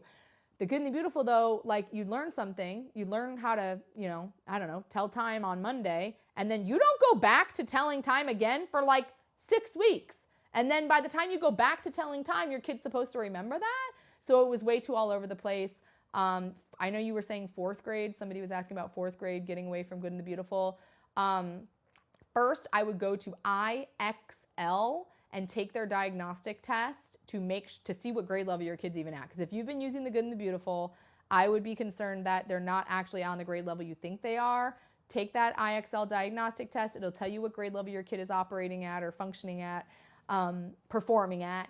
And then you can go search for curriculums in the grade level that they're technically working at, if that makes sense. Am I doing language arts? Yes, Christian Light Language Arts and Math is what we're doing. Yeah, now this says learning to read. This is the first half of 1st grade. Eventually we will move out of this into language arts level 1. Okay, so the IXL diagnostic test is not free. It is a $9.99 a month subscription, but what I do is I pay the $9.99 to subscribe. I take the diagnostic test, and then I cancel my subscription. You could keep the $9.99 a month subscription because IXL is an online program. After your kid takes the diagnostic test, IXL will give them lessons based on where they struggled on the test. So it is a good program. I just pay the $9.99, take the test, and cancel. But a lot of families choose to keep it going because it does give you some good like remediation. I wish I would have homeschooled my kids from the get-go. I know so many people say that. So many people say that. And there's also a lot of families, like I've done a lot of homeschool evaluations this year for Florida families who are going back to school. They've homeschooled and now they're going back to school, whether it be financial reasons, the social argument. There's a lot of families that are going back to school too. So I know everybody says like homeschooling's growing and everybody's homeschooling now, but actually there are a lot of families going back to school too. It just depends on your situation. Any cons to CTC math? So CTC, like I love CTC math. I promote them. A lot of my videos, you'll see some of them are sponsored. I don't promote things I don't actually like. CTC math is good. The only downside, like you're asking me what the downside would be, to me, it's kind of like, it's not flashy. Like if your kid needs the videos and the songs and the whatevers, CTC math is not it. It will just get right to the point. Very monotoned lessons. But I kind of like that, especially for math. Like I don't need the bells and the whistles and the songs for math. Just teach it to me straight. So if your kid benefits from that, then CTC math is good. And CTC math is super cheap, and they do 50% off for homeschooling families. And I have that coupon. All the coupons and stuff I talk about is up on my page. It's cheap. It's worth it. Even if you use a different math curriculum, like I just have CTC math to like my kid struggles with telling time. We use Christian-led education math, but I'll put her on CTC math just for telling time lessons. The good and the beautiful math, and I hate it. It's so bad. Nicole, are you in here? I thought I saw somebody just tag you in this. Nicole knows we did the good and the beautiful together our first year with our girls. New here, I homeschool my third grader. Not much to work with here. Yes, teaching textbooks for math. I was just talking about that one. I always heard good things about it, but just recently I had a family who used teaching textbooks for math all the way through to 12th grade. Kid took the SAT, bombed the math section, and the mom is very convinced that it's because teaching textbooks, so take that with a grain of salt. Oh, you are here, Nicole. Options for cyber school. You mean like online curriculums? The ones I usually recommend, Time for Learning, Mia Academy, I want to recommend that one because so many people like it. We just didn't really like it that much. We did it first and then it kind of got like too video-y. Beast Academy is a really cool math one. Wait, the comments are going so fast. I'm so sorry. I'm trying to like read and talk at the same time. Right Start Math, Taylor. I actually looked into that one at a homeschool convention and it looked really cool. But when you start Right Start Math, the box of manipulatives that comes with that program is, I'm not kidding you, it's like the size of that Tupperware behind me. Blocks and scales and like, it's so hands-on, which if your kid's hands-on, I guess that's good. For me, it was like overwhelming. I was like, I don't really want to learn how to use all these just to teach my kid how to add. So it's a lot, but I think it's good for hands-on learners. Oh, okay. So cyber school, like you mean like live, like a live cyber school type thing. There is one that I did. Nicole, if you're still in here, you probably remember this back when we were first started researching homeschooling called Bridge. It's either Bridgepoint or Bridgeway. Bridgepoint or Bridgeway, look it up. That is like a full online school, like live lessons, live teachers. That's when it's I want Bridgeway. I think it's Bridgeway.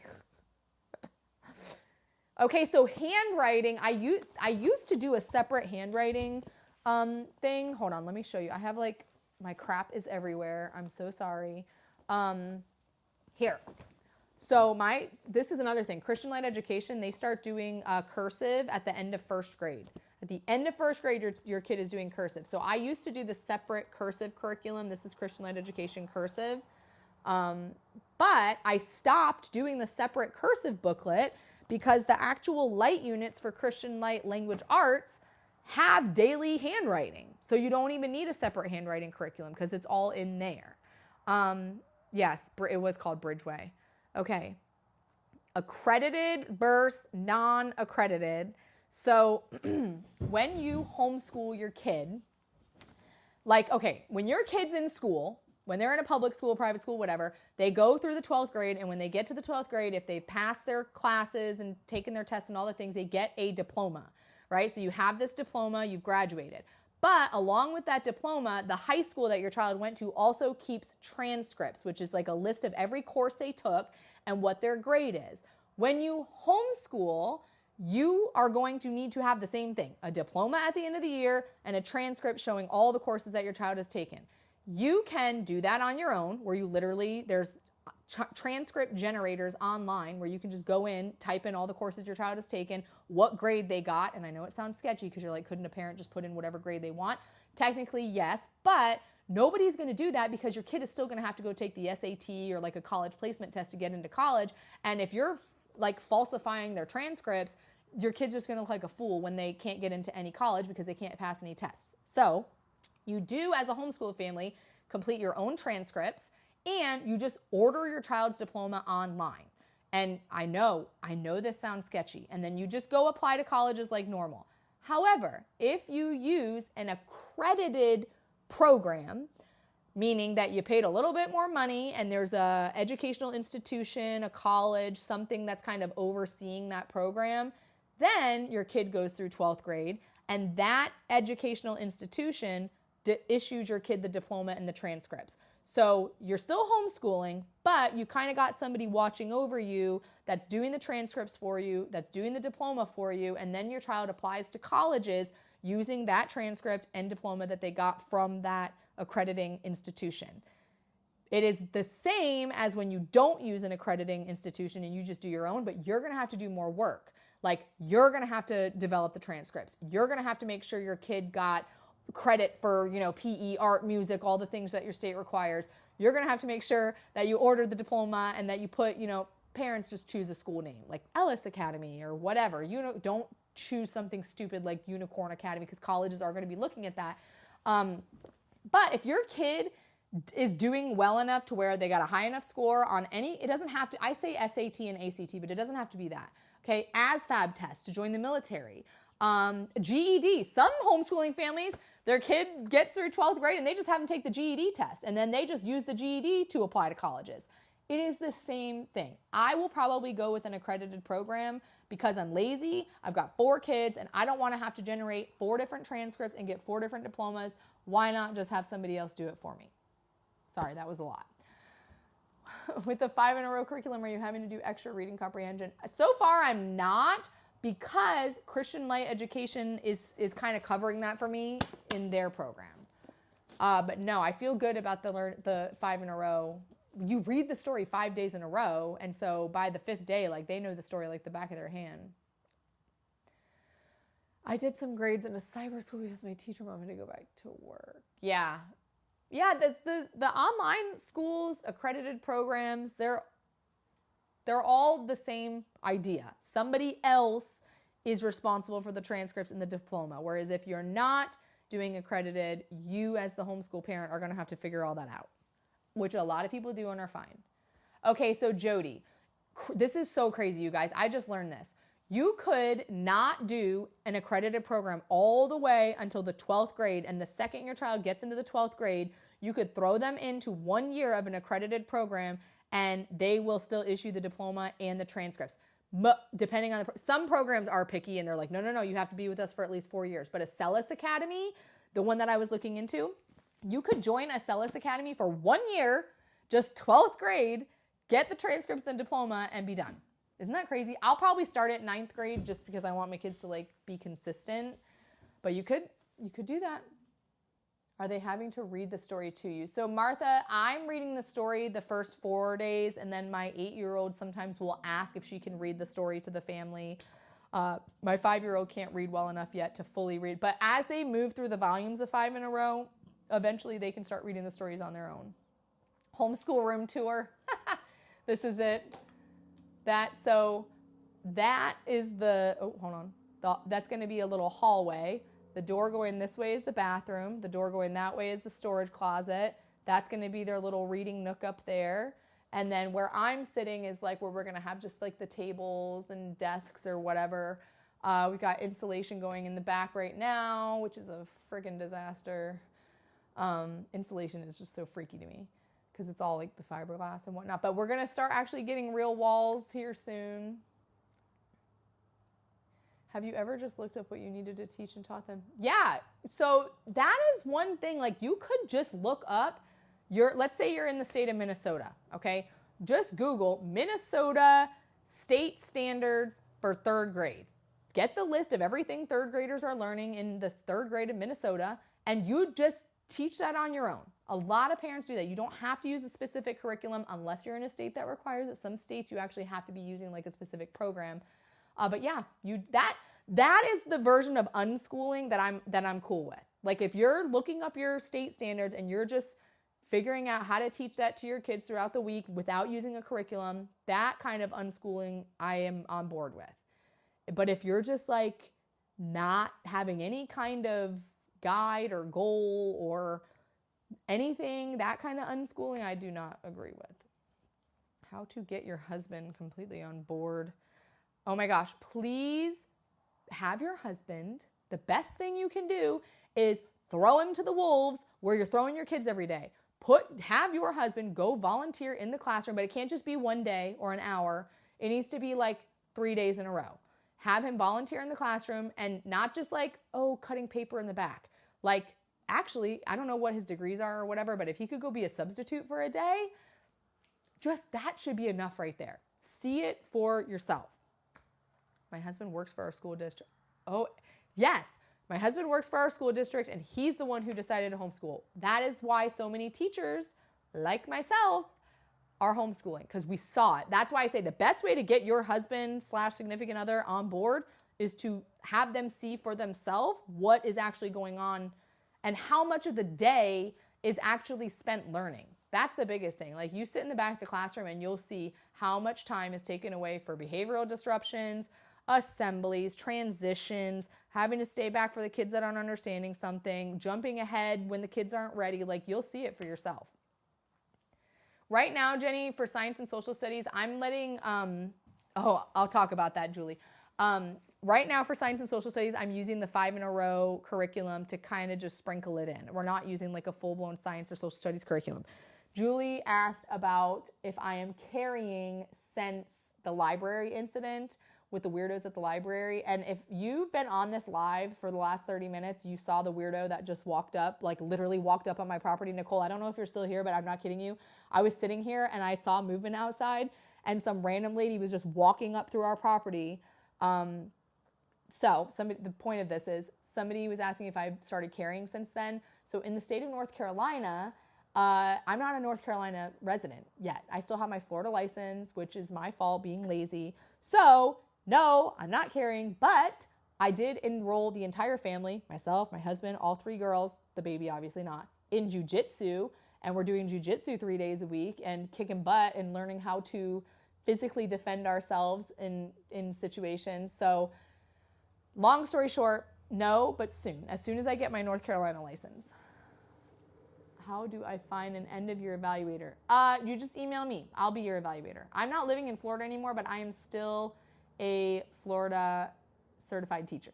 So as long as my Florida certification is active, I can still do evaluations. But if you are in Florida and you need a homeschool evaluation, my schedule, like what am I trying to say?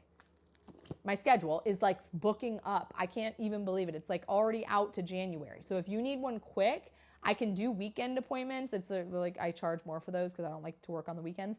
But just email me like a couple months in advance because my schedule is filling up with them.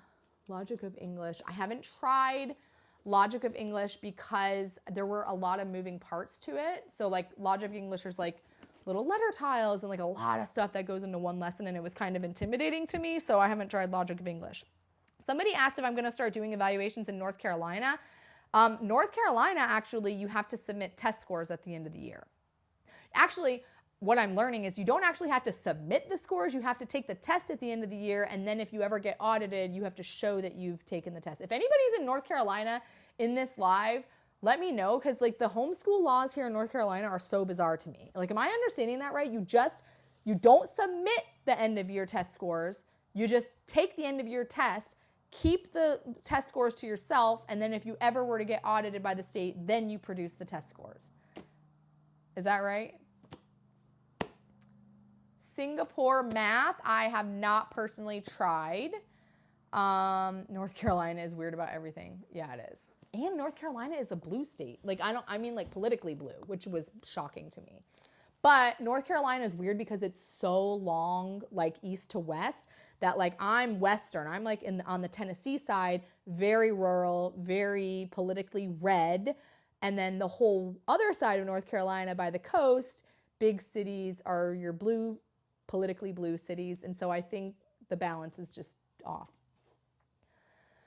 You just need to keep it on file. Wait, where'd that go? You just need to keep it on file and keep track of attendance. Yes, Allie, thank you for that. Yes, and it's just if you get audited, right? Like I'm not even submitting my attendance yearly.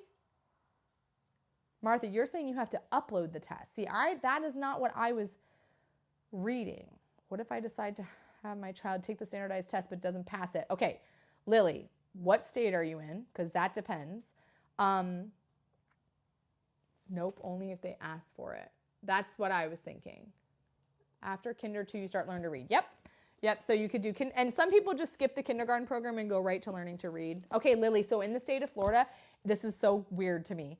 If your child takes a state test in the state of Florida and they fail it and you're homeschooling, there's nothing in the law that says what happens. It's like this gray area thing. Like, I think they're just keeping track of homeschoolers' test scores just to kind of like see, like almost like an experiment to see how homeschoolers are doing. But right now, nothing is happening. Not that that could change, right? But that's how it is right now. The purple pack, this kindergarten, I love this. We started this with my daughter when she was 4. And it is super gentle. It starts off really, basic with like the letter sounds, identifying numbers. Like, it's more of like preschool. But by the time you get, look, into kindergarten 1 and kindergarten 2, by the time you get to kindergarten 2, it prepares them very well for this learning to read program. But I wouldn't say that this kindergarten program is necessary to start this. This also starts very gentle. Oh, you just started Kinder 1. Yay. It's so sweet. It's like the stories and stuff that they have the kids do. Like, this is the inside of a teacher's guide. And I know when you see this, you're like, oh my gosh, that looks so overwhelming, right? But this really prepares you as the parent. It's like, it's a script. It tells you what to say. It tells you, how to teach. So if you are thinking about homeschooling, but you're thinking, well, I'm not a teacher. I don't know how to teach. I don't know what to do. The teacher's guides, and not just this curriculum, all the curriculums, your teacher's guide, it's called a teacher's guide because it's going to guide you how to teach. Some of them word for word. So this is another problem with the Good and the Beautiful. The Good and the Beautiful does not have a separate teacher's guide. When you, actually, I think I have the Good and the Beautiful around here somewhere. Right here. I'm going to show you. Okay, so the Good and the Beautiful, I told you we did a year of it. Here it is. This is the first grade one that we ended up not doing because I realized how bad the kindergarten was. Here, I'll show you the language arts. This is the Good and the Beautiful. This is their previous edition, so it might look a little different. This is your student book and your teacher's guide. There's no separate teacher's guide. So when you do a lesson with the Good and the Beautiful, everything you're saying to your child and the work that they're going to do is on the same page. So I would read this to my child, and then she's going to do the activity with the actual words, all in the same book. That is super convenient. Like, if you don't want to have a bunch of books, if you want something you could just throw in your purse real quick, that's great. The problem with this is because they're trying to put the teacher's directions and the children's work all on one page, it's lacking in the teaching part. So like, you just say one sentence to your kid and then they go do the work. Whereas with a separate teacher's guide like Christian Light, you've got paragraphs teaching you how to teach it before they go into their workbook and do the work. So that's another downside to this is, yes, it's convenient, teacher's script and student work all on one page, but you don't get as much like juicy detail with your teaching part. Do you have thoughts on math with confidence? Now, I don't, because I haven't tried it. Some people love it, some people don't. Yeah, this is the Good and the Beautiful, what I'm showing you here. This is what I do not recommend. It did not work for me. Would Christian Light ELA be easy to get off the page? Do you mean like without the teacher's guide? Is that what you mean? To get off the page? I do online school. I've been absent a lot. 4th grade. Oh, the comments are flying past. I cannot keep up with them. Saxon is a really reputable one. A lot of private schools use Saxon. I haven't personally used it myself, but I know a lot of the private schools that we toured before we started homeschooling used Saxon, if that tells you anything. A lot of them also used Horizons.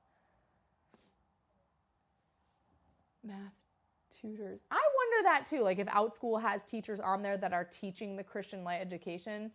I stopped teaching on OutSchool, by the way. You can still get the $20 off coupon or whatever because I'm still technically a teacher on their platform. But I stopped. It just like, they were having like kids join subscriptions in order to take my classes, and it was just a mess. Okay, I can't stand it doing math with confidence for 2nd grade. It says big. Yes, Thanksgiving, we're starting Thanksgiving break on Tuesday. So we'll do a normal school day on Monday, and then starting Tuesday, we're going back to Florida. So we'll start, and then we'll take the whole week off. Have you considered tutoring? Martha, yeah, I get asked, sometimes I get asked by people like if they can pay me just to homeschool their kid, like have their kid come over and I'll just homeschool them. But I just can't commit to anything like that because I've got so many kids of my own and our schedule is so all over the place every day that I don't want to like disappoint a parent by not being able to be on time or whatever. So it's just not in the cards right now. By the way, you're killing it with your content and helping us homeschool. Thank you, Rachel. TikTok is like screwing us creators lately. That's why you'll see, like I used to post like 3 videos a day, and I'm trying to get my YouTube going. I just want to make more money and do less work. You bought Horizons. Oh, the health? See, we have the health. Hold on, I think I have it here. Yeah, Horizons Health. Oh, ours is 3rd grade though. I like it though, but so I don't have another recommendation for health necessarily, but there is oh my gosh, what is it called? Nicole, if you're in here, you know it. That video that you would watch and they would talk about like nutrition and PE and all that. If you're in here, let me know. And if she answers, then I'll tell you. Does YouTube pay better? Yes. So YouTube, it takes forever to get monetized on YouTube. That's the problem. TikTok is like quick, but YouTube takes forever. But yeah, the dollars per view compared to TikTok is better. Handwriting curriculum. So Alex, the handwriting, like I was saying earlier, Christian Light Education is what we use for language arts, and the handwriting is included in that. So I'm not using a separate handwriting curriculum. There is a handwriting curriculum called Handwriting Without Tears that I've heard good things about. We used it for a little bit. Yeah, Handwriting Without Tears might be one to look into. Oh yeah, Nicole, FORM, F-O-R-M curriculum for health and nutrition. FORM, so F-O-R-M, it's an acronym for something, health and nutrition. So somebody was asked about a health curriculum. That's one that I haven't tried it yet. Nicole is using it and loving it. I love Handwriting Without Tears. Okay, Science Shepherd. I haven't tried that one, but everybody has been recommending that one to me.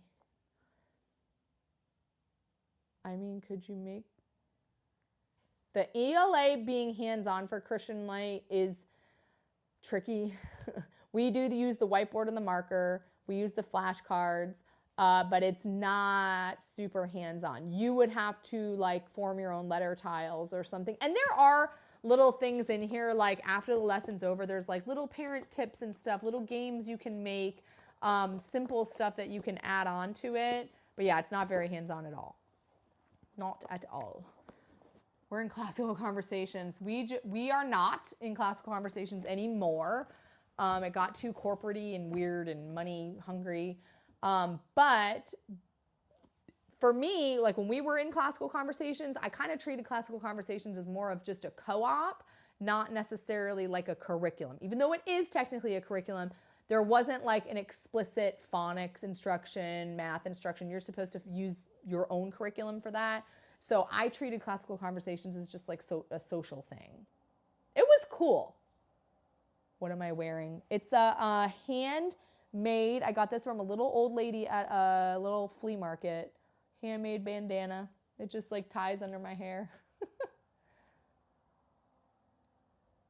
Sent you a message. Okay, Danny, yes. If anybody that is sending me messages on TikTok, it doesn't go to my inbox. Like it goes to message requests. I don't get notified.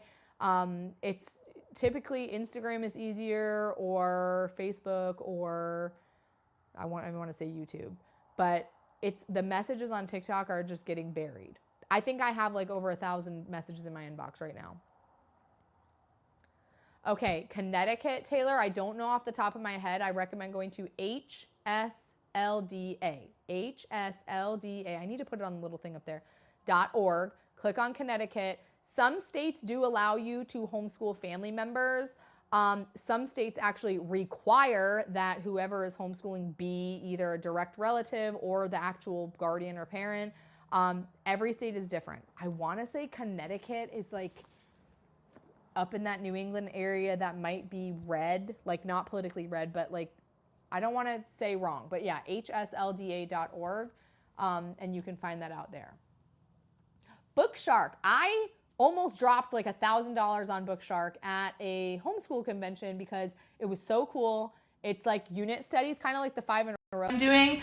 But I don't know why we didn't end up going with it. I think I had already bought a curriculum that year or something, but it's so good. I think your question, hold on, the comments are going so fast. I gotta go back to the comments. Somebody was like about Book Shark. All right, I don't know what grade, I forget, I can't find the comment now. You were asking what specific grade level for Book Shark. Oh, here we go, kindergarten, pre-K or kindergarten. I think it's awesome, but keep in mind with Book Shark, like the Book Shark part is like the fun, you're reading the stories together, you're pulling lessons from that, but then you do add in, I think Explode the Code was an option with them, and Right Start Math, or there was another, like you pick from a math and reading option to go along with the Book Shark, if that makes sense. So it can be confusing at first, but it was really, really cool when I saw it at the convention. Homeschool, sex, they're going so fast. You can hear me so much better now, Taylor? Like, yes, you can hear me? Could you not before? I never know with these microphones, and I'm outside. Well, I'm like in the shed. Yeah, everything's on. I see you, babe. I know you just got in here. That's my husband. See Rick's Hauling? Everybody go follow him. Rick's Hauling. How do I pin you? I don't know how to do that. Okay, what happens when you get done with kindergarten 2? So after kindergarten 2, you're supposed to move into the learning to read program, which is technically the first quarter of the first grade.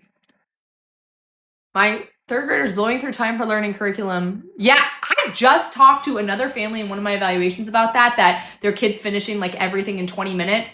The recommendation that I had for that family in particular was time for learning, depending on the grade level. They do have what's called resources. It's like on the right side of the screen where you can click on the worksheet that goes with the lesson for that day. So I recommended to her, have your kid watch the video, have them do their online work, and then go do the hard copy worksheet to like reinforce what they learned. And that helped them to not just blow through it, so quickly. But if you mean like they're scoring 100% on all their tests, they already know it all, I would be careful to just jump to the next grade level. Maybe go in and do a diagnostic test of some sort like IXL, or if you want to do a standardized test to make sure they really are ready for that 4th grade level before you bump them up. It's always an option to bump them up a grade level. But if you're not already doing those worksheets that go along with the lessons, then you're probably going to feel like it's just going by too fast. Yes, Becca, I know. So it's so weird. They don't call them worksheets. If your kid is doing time for learning, they call them resources. So like your kid's on the lesson and then you look to the right of the screen and it'll be like resource A or resource B or resource 3. And you wouldn't know that it's a worksheet, and it's like a little PDF that you print out for them. And that is the one. So like when we were doing time for learning, we were just doing it temporarily. So we didn't like go hardcore with all the worksheets and stuff, but it is an option. Now, I will say that time for learning, like if they're in the lower grades, like kindergarten 1st, there's not as many resources. Every day there's a math resource. There's the math worksheet to go with it. But as your kid gets into the higher grade levels, there's more and more worksheets. By the time they get into high school with time for learning, there's almost a worksheet for every single lesson, every single day. Multiple worksheets. Okay, Beast Academy and Mia Academy. Beast Academy is only math. Mia Academy is all of the subjects, but you can pick and choose a Mia Academy. Like maybe you only want to use Mia Academy for reading or whatever. Beast Academy, only math. Beast Academy is the one that I always recommend, like especially if you've got a boy who's like into the comic books and video games. Like it's very interactive. They use comic book style lessons. It's really, really cool. They have online. This is Beast Academy I'm talking about. They have an online option and they have a book style option. I probably have it over here somewhere. Oh yeah, look. Oh my gosh. Wait till my husband sees this show. I'm throwing curriculum everywhere. This is Beast Academy. Okay, so this is level 1. It goes all the way up. But you can see it's like they teach the lesson using a comic. So it's like the whole thing is the character running into like a math problem and another character trying to help them, and it teaches them. And so if you don't want the book work, you can use their online program, which we did use for a little bit. And my kid, I don't know, she's not really into like comic book type things. So, but it was really cool. We didn't stick with it though, but they do have the books and the online for Beast Academy. It's only math. It's all problem solving. So it's like AOP, but not Not the other AOP. AOPS. It's like the Art of Problem Solving is the company who makes Beast Academy.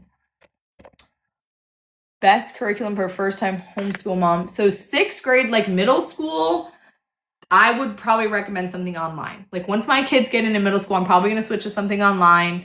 Acellus Academy, Time for Learning. I don't know about Mia Academy. You could try Mia Academy. Yes. So the online, we got the book for Beast Academy and we got the online, and then we ended up only using online. But like if your kid flies through the online lesson and you want them to do the worksheet's going to match whatever the online lesson was for that day, which is cool. This is the Beast, I know it's backwards, Beast Academy Math, comic book style problem solving math. This is really good. Like if your kid, gifted learners, like where you kind of have a different way of thinking, problem solving. This is not like your normal 2 + 2 = 4. This is like a lot of puzzles, critical thinking, super cool. Like I wish my kid would get more into this. It says invite Rick's Halling to join. That's Ricky, that's my husband. Okay, Acellus Academy, Casey. I haven't tried Acellus Academy, but I was looking into it and the prices were freaking crazy. It was like so expensive for Acellus Academy, but it's accredited, meaning they give you the transcript and the diploma at the end. So I'll probably switch over to that for like high school and just bite the bullet and pay the money. As far as like if it's good or not, I'm hearing mixed things. I haven't tried it. They don't have a free trial. It's so annoying. But I'm hearing, I have a video on my page about Acellus Academy, and if you read through the comments, tons and tons and tons of people who have used it either love it or hate it. It's like totally depends on your kid. Yeah, it's so expensive. Preschool, so like if your kid, my 3-year-old, for example, she's using this Horizons Preschool for 3s. It's like cutesy, coloring, matching, cutting, gluing, very basic. And this is just for fun, honestly. But once they turn 4, that's when I like to start this. I know it says kindergarten 1 at the top, but you could start this for preschool, like age 4 when they're learning their letter sounds. That's Christian Light Kindergarten. I have not heard of complete curriculum. Yeah, yearly planning. It's the only way, I swear. Taking off a long break, there's no way. We just go all year long. So it's so funny, like when there's a break and we're out in public and somebody's like, oh, how are you enjoying your spring break? Or how are you enjoying your Thanksgiving break? My kids are like, oh, we homeschool, we're still in school. Okay, can you give an example of what to present to my reviewer? Are you in Florida? Is that what you mean, like your portfolio evaluator? Excuse me. This is Christian Light Education. And then the other one I was showing was Beast Academy. Comic book style math is Beast Academy. All these workbooks are the teacher's guides for Christian Light Education. Somebody was asking about evaluations. Okay, easy peasy curriculum. It's free. You have to print it out yourself, but it's cool because you can kind of piece it together. And that's one that I recommend. Like if you just pulled your kid out of school and you're like, oh my gosh, what do? I don't have the money to buy all these other curriculums. Like easy peasy, all in one is a good one because it's free. You can just go on, print out what you need for that grade level. I don't know if it's one that I would stick with like forever, all the way to high school. I don't even know if it goes that high, but it's good to start off with. How does testing work for the cat? Do I test their current grade level? If it's the end of the year, so the cat testing, I think it's like California academic test, right? California achievement.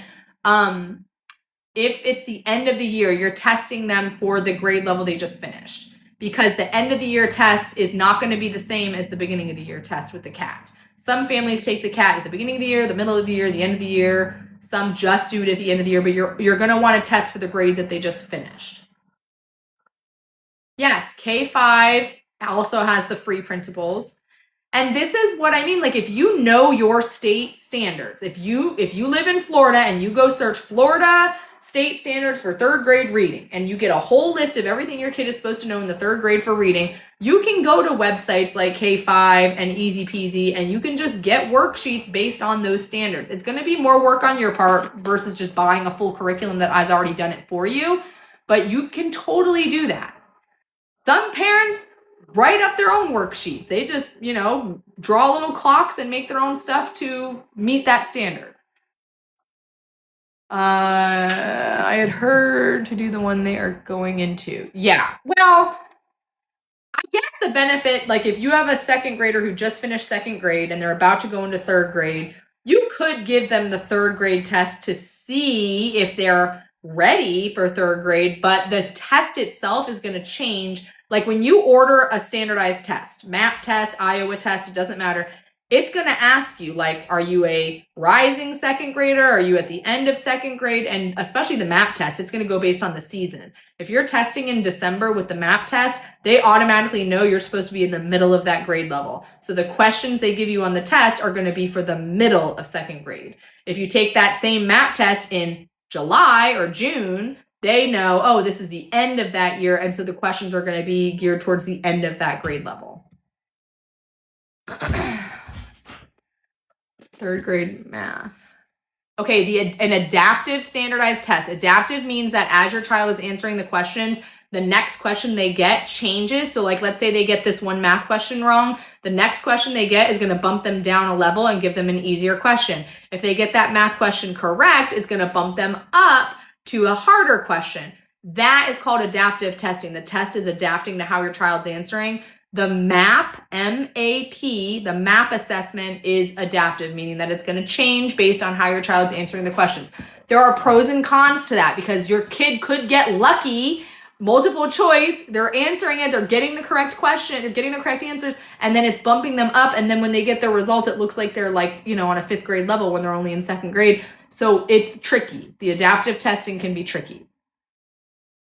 I do not go to a testing center to take my standardized tests. We just do them right here at home. We do them on the iPad. I like to do it. I used to do it 3 times a year, beginning, middle, end. Now I've kind of just been doing it at the end of the year just to make sure we're on track, which is not, I probably shouldn't do that. I should at least be doing it twice a year just to make sure I'm hitting everything. But yeah, I just take it at home. Now, some states might, I think New York, if we have any New York people here, might require you to actually attend a testing center with a proctor, meaning somebody's like sitting there watching your child take the test. Some states require that. But you do not necessarily have to go to a testing center. Again, it totally depends. Like in Florida, you can just take it at home. But 3 times a year is like the most I would say to do it.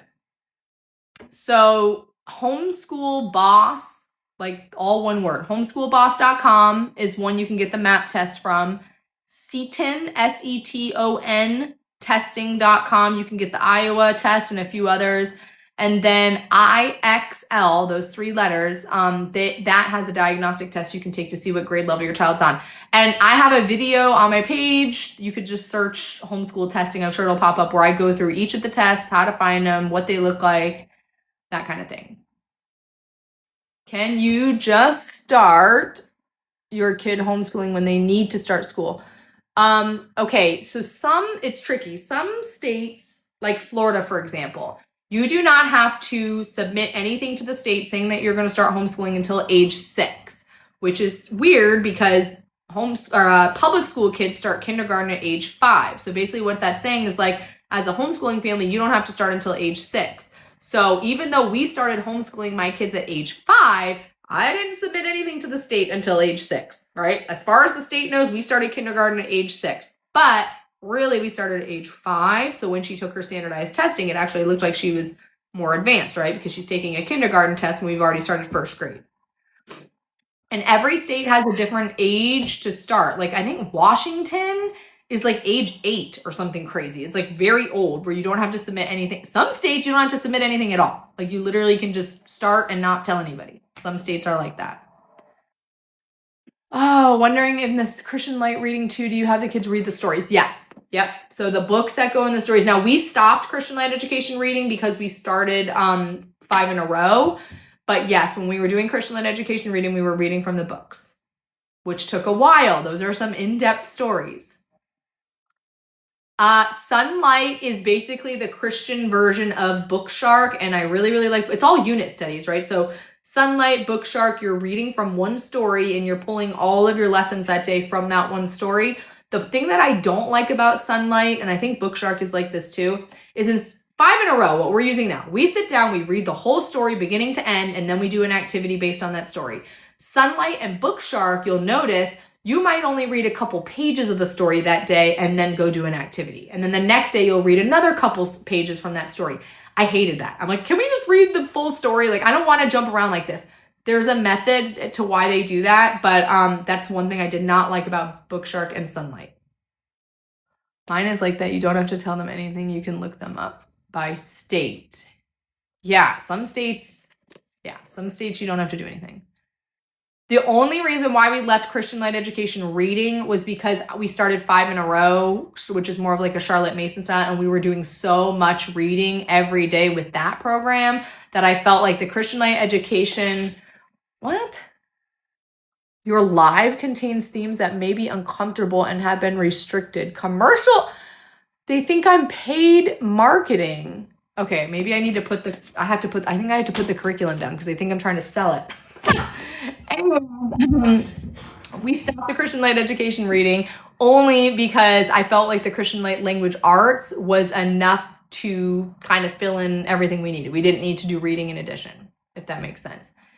I think my live just got like, I got in trouble for holding, I don't know what I got in trouble for. What do you use for math? Christian Light. Yep, Christian Light for math. We've tried tons of math curriculums, tons. We've tried Good and the Beautiful, Math UC, Abeka, CTC Math, Beast Academy, Mia Academy. We've tried a lot of maths, and Christian Light is the one we ended up going back to. Yeah, so Emily, that's the thing. Christian Light reading covers a lot of phonics, which is what you're doing in the language arts. So it's almost like you're double dipping. So it was okay for me to scrap the reading. I would never, ever get rid of the Christian Light Education Language Arts though, because it covers so much. Your grammar, your phonics, your spelling, your writing. CTC, I love CTC Math. I love it. I love it. I love it. That might be one that we end up switching to for like middle school when I don't want to do the teaching anymore. What do you think of Mia Academy? We used it for a little while, and it's like my kid liked it, but I didn't feel like it was necessarily enough. Like it didn't go in depth enough. It wasn't thorough enough, but Mia Academy does have super cool social additives to it. Like your kids can set up their own store and design their own clothes, and other kids can come and buy those clothes for their little avatar. And so your kid has like their own business plan. That was super cool with Mia Academy. Also, Mia Academy has electives. So like sign language, art, they even have like Bible courses on there, even though it's not a Christian curriculum. So there are pros and cons to Mia Academy. Christian Light does a good job with language arts. Yeah, it can be a lot. Like we've been using Christian Light since the beginning, and my almost 3rd grader, she still has trouble like remembering all the rules, and because Christian Light hits on every single English language rule. Have you tried Christian Light's reading worksheet book? No, actually, I did read somewhere that was more so for like a school setting, like teachers that need a homework worksheet for their kids. That a lot of schools use Christian Light Education too, so that's what that's really for. So no, we haven't used it. But if your kid needs like remediation, then that would be a good thing to have. What's your first curriculum?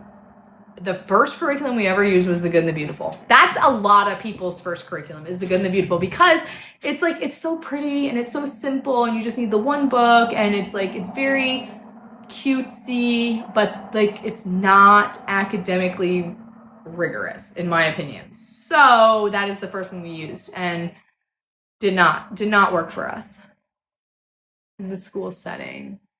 Oh, they called you. Isn't that so cute, Emily? Christian Light will do that. Like one time I ordered two teacher's guides of the same level, and they actually reached out to me and they were like, hey, we saw that you ordered 2 teacher's guides. We just wanted to make sure you meant to do that before we charged you for it. Like they're so kind. They're so sweet.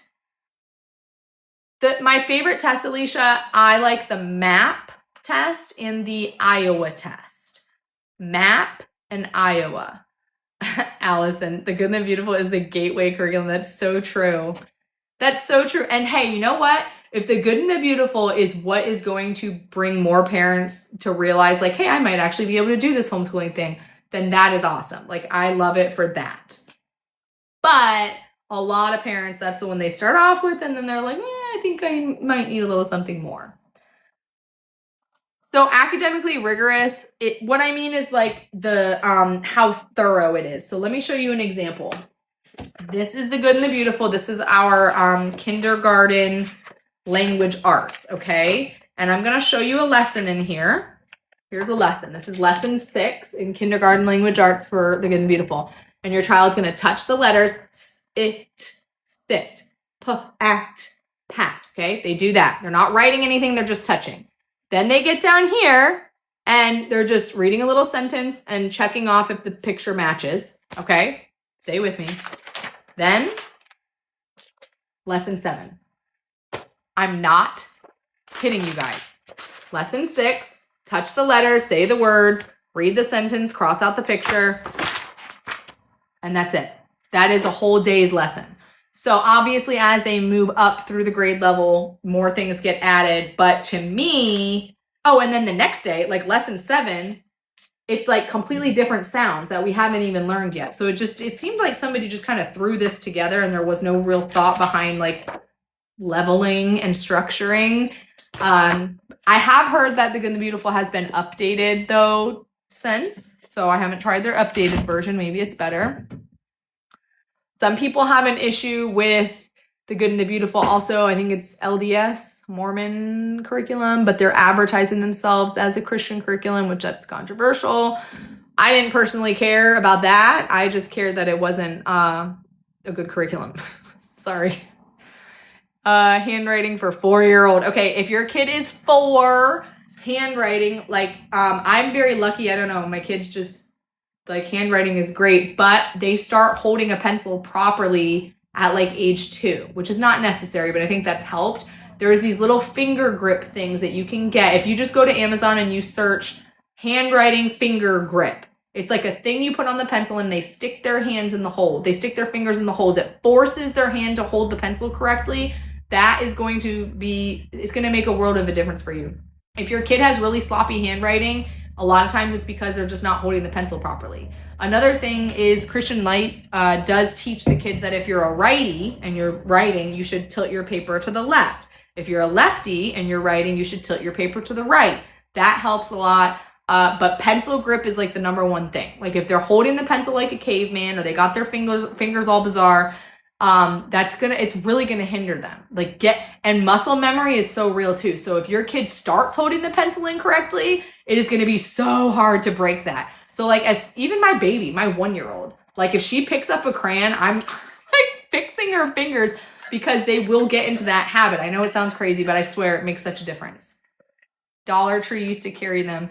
Yeah, and they're like, it's gonna feel claustrophobic at first because they're sticking their fingers in these holes and it's like forcing their hand around the pencil, but they only need it for like a week, maybe 2 weeks. Eventually it's gonna be muscle memory. Gather round. Okay. Excuse me.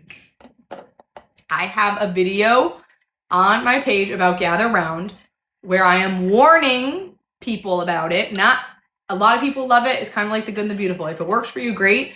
So I went really deep down this like gather round rabbit hole. I joined there is a parent Facebook group for Gather Round. Highly recommend joining that. There's a lot of drama that goes on in there. And when I joined this Gather Round parent Facebook page, I like got sucked into the drama. I'm like reading all these, like, what are they talking about? Whatever. Long story short, somebody reached out to me, messaged me from that Gather Round parent Facebook page. This is before I had a platform. They didn't know who I was. And they basically were like catching me up to speed on everything. And apparently there was like a lot of drama with the creator. If you look on TikTok, Gather Round controversy, I'm sure it will pop up. So that kind of turned me off about it. Something about like the creator, like using Wikipedia and copying and pasting from different curriculums to create their curriculum. There's a lot of typos in Gather Round, which that's like an immediately turn off for me. But the concept of gather around is cool because you can have, it's called gather around because you have all your kids at the table, different workbooks, but you're all learning the same thing, unit studies, which I like, but like the weird drama with the creator and then the typos and it's expensive. You either print it yourself or you have to buy their workbooks and it gets very expensive. It just was a no for me, but a lot of people love it. Okay, Rod and Staff is one that I also looked into because they remind me of Christian Light Education. It's like Amish, Mennonite, that whatever. And it's very similar to Christian Light. I haven't personally used it though, but it's like old school. That's what I like about Christian Light. Old school, like to the point, teaches the old way how to add and subtract, no Common Core stuff. Should I make her okay, wait. Should I make her try both or allow her to just use her right hand? I don't know if I missed the first part of that. I'm going to warn you guys about something. So my 5-year-old, I feel like I forced her to be a lefty and I don't really know if she was meant to be a lefty. And I almost feel like that kind of like messed something up. So like, let your kid kind of figure out what hand is best for them. Do not force it. I feel like it screwed my kid up somehow. Now if they're like 8 years old and they can't figure out what hand they write with, then you need to guide them a little bit. But like age like 4, even age 5, like let them play with both. Eventually they'll get into the groove and they'll figure out which one is their dominant writing hand. And whatever hand they write with does not necessarily mean that's going to be their dominant hand for brushing teeth, throwing a ball. A lot of kids are ambidextrous in that way, but they should have a dominant writing hand eventually, where they're either a righty or a lefty. They might be able to do both, but there should be one that they automatically go to. I want to say I love your videos. Oh, your college friends were homeschooled. I feel like the more and more people you meet, because I didn't know anybody who was homeschooled. I was like so against homeschooling when I was a teacher. So I knew nobody. And now I'm meeting people who have been homeschooled their whole lives and they've turned out normal and social and married and like not a freak, which is what they all taught us when I was a teacher that homeschoolers would become. Beast Academy question, books or online or both? I got both. So like I ordered the online and then I bought the book to go along with it. But I will tell you that we ended up just using the online. Like we rarely went into the book. So if you can afford both, I say just get both. Why not? If your kid maybe didn't do well on the online lesson, you could pull out the book, have them do it in the book. It's an honestly amazing opportunity to be homeschooled. I tell that to my kids all the time. Like that's another thing you can do for your kids. Like today we finished our schoolwork and we went outside and we were rolling around out on the mat. And I said to my kids, I was like, do you girls realize how lucky you are? Like everybody else is stuck in a classroom right now. You girls finish your work in 3 hours. We're outside, we're playing. Like I always say that, like positive affirmations for homeschooling, because they really are blessed. And I want them to realize that. Okay. Ashley, I used Abeka. I won a year of Abeka at a convention and I loved it. It was so good. It was a lot of work, but it was so good. And the only reason why we didn't stick with it is because it was expensive. It is really good though. I have not tried All About Reading, but somebody else was asking about dyslexia above you, and that All About Reading follows that Orton Gillingham method, which is good for kids with dyslexia. So when you have a child with dyslexia, that is the first curriculum that everyone's going to recommend to you, All About Reading. Haven't personally tried it though. Yeah, it's a half day every day. Exactly. And you're getting everything done because you don't have 30 kids in a class. You're not having to stop for transitions and for behaviors and rushing through lunch. Kids get like 15 minutes to eat. How do you spread out core subjects? Okay, Maggie, this year is the first year that I am doing like what's called block scheduling, I think it's called, like where Monday is only math and Tuesday is only language arts. And then we go back to math on Wednesday and like we only focus on one subject per day. It's great because I don't have to juggle a bunch of subjects in one day. The downside to it though is that you're not going to be able to finish the full year in like a year because you're only doing that subject a couple days a week. So I went into ChatGPT, I told it my dilemma, and it printed out a schedule for me to where I can do double up some lessons per day.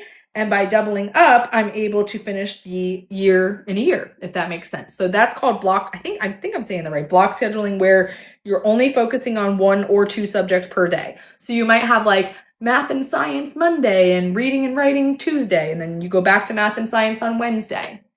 That's working for us. It's so much nicer not having to pull out every single book for every single subject every single day.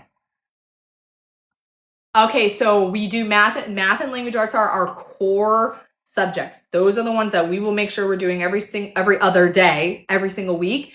And then we use a separate reading unit curriculum called 5 in a Row. And that's where I pull in science, social studies, history, health. We cook recipes.